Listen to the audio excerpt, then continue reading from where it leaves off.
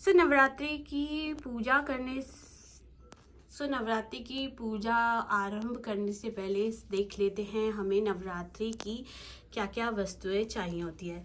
तो अगर हम जब नवरात्रि की बात करते हैं तो नवरात्र में माता को श्रृंगार जरूर चढ़ाया जाता है।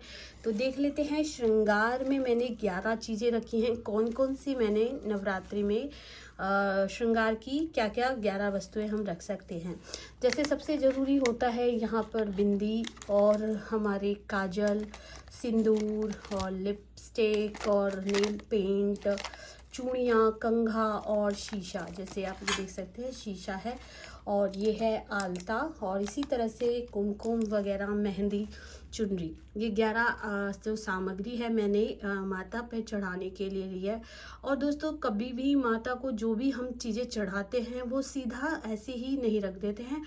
हमें हमेशा माता का जो श्रृंगार है वो हमेशा पान के पत्ते पर ही रखना चाहिए। जैसे ये पान का पत्ता है, इसके ऊपर रखकर फूल अक्षत के साथ हमें श्रृंगार का जो सामान होता है वो अर्पण करना चाहिए। दूसरी चीज़ की मैं बात करूं तो फलों की बात आती है। जो हम 5 फल ले सकते हैं, जैसे कि केला ले लिया, अंगूर ले लिया, संतरे, सेब, अनार। लेकिन जब हम नवरात्रि में नवरात्रि की पूजा करते हैं या गणेश जी की पूजा करते हैं तो उनका जो प्रिय फल है वो अनार का फल होता है। इसलिए पूजा में जब हम देवी माँ को प्रसाद चढ़ा रहे होते हैं तो हमें विशेष तौर पर ध्यान रखना चाहिए, अनार हम जरूर रखें। जैसे बृहस्पतिवार में केले की महत्ता है, ऐसे ही शुक्रवार में लाल अनार या सेब की महत्ता होती है।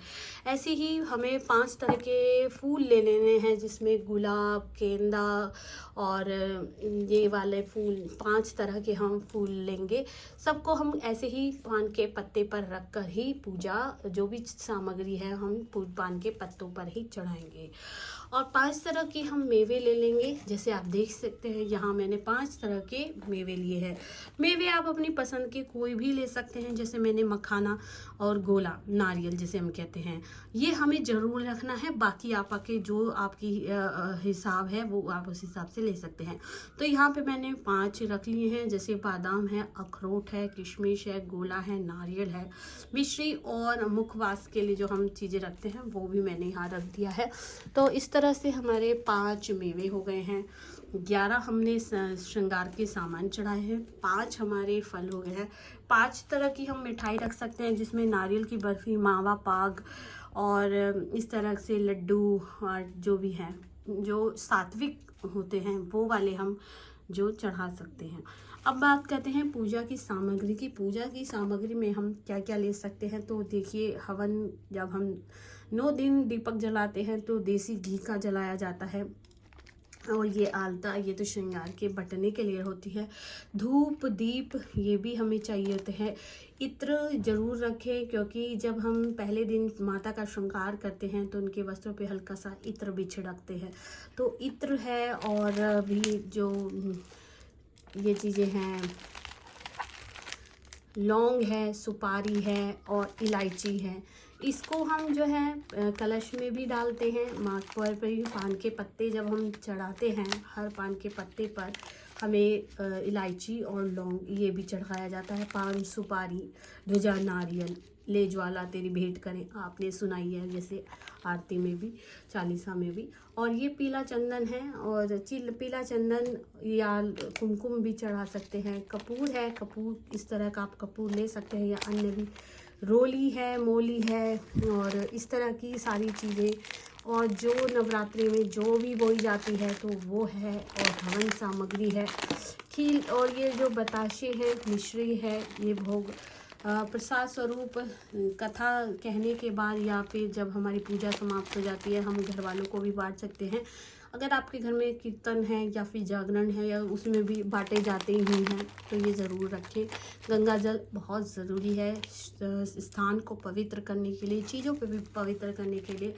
आम की लकड़ी, हवन सामग्री, ये सब हमारी जो है पूजा की सामग्री है, जिनसे हम अपनी पूजा की शुरुआत करेंगे। वीडियो में जुड़े रहें।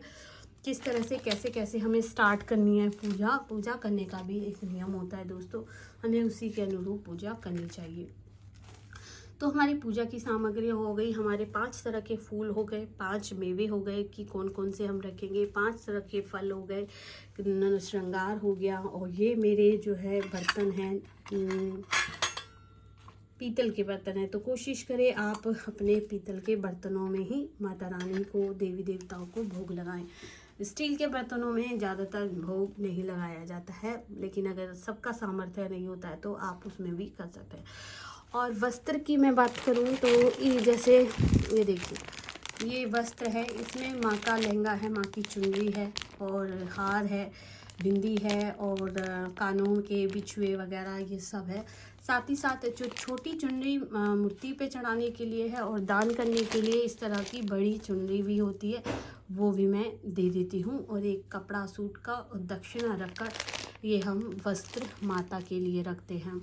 और कलश जो जल के लिए भरा जाता है, और यहाँ पर मिट्टी में, यहाँ पर मैं जो हूँ अपनी मिट्टी में जो भरती हूँ और इधर नारियल कलश वगैरह रखती हूँ। कुछ साज सज्जा हमें अपने मंदिर में करनी चाहिए।